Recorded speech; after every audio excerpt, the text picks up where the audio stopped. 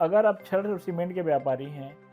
और आप कैश में जीएसटी नहीं पटा रहे हैं, आपको लगता है कि जो फाइनेंशियल क्रेडिट नोट आपको मिल रहा है, वही आपका प्रॉफिट मार्जिन है, उसी पे आप काम कर रहे हो, जिसकी वजह से आपका कैश में जीएसटी की लायबिलिटी नहीं आ रही है और आप अपनी लायबिलिटी को पूरी अपने आईटीसी से सेटअप कर दे रहे हो, तो यह आपका एक रिस्क पैरामीटर का मुख्य पॉइंट है, आप ऐसा मान सकते हो।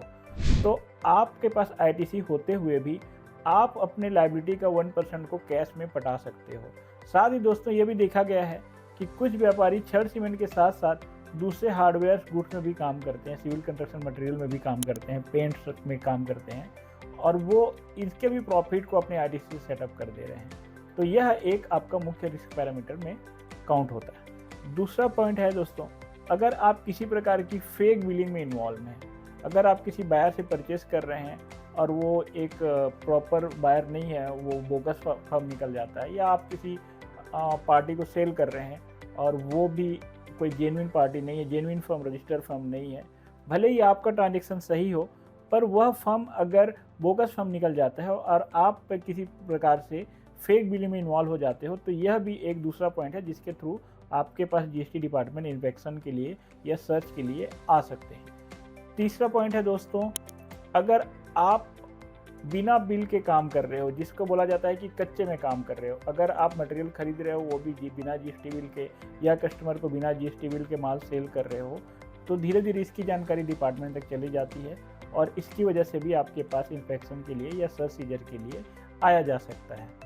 नेक्स्ट पॉइंट है दोस्तों, अगर आप किसी गवर्नमेंट ऑर्गेनाइजेशन को सप्लाई कर रहे हैं और वहाँ से जो रिकॉर्ड जीएसटी डिपार्टमेंट को मिल रहा है वो वेरीफाई नहीं हो रहा है, वो मैच नहीं हो रहा है आपके सेल्स से।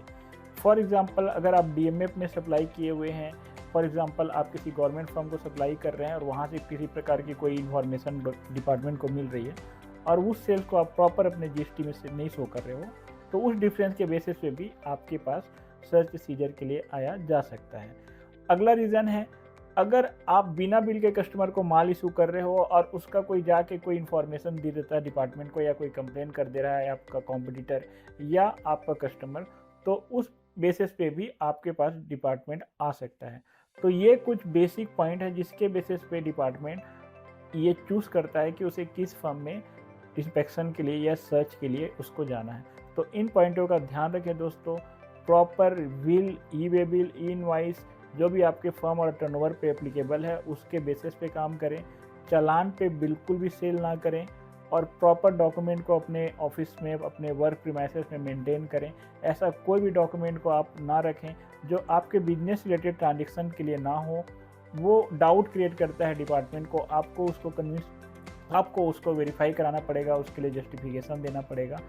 तो और प्रॉपर डेटा मेंटेन करें, अपने अकाउंट बुक को प्रॉपर मेंटेन करें। 2-3 बुक्स मेंटेन कर लेते हैं हम लोग। कुछ ऐसे ट्रांजेक्शन जो अपने अकाउंट से, फर्म से रिलेटेड नहीं होते हैं, वो भी डेटा हम लोग मेंटेन करके रखते हैं। तो इस सब प्रैक्टिस से बचें,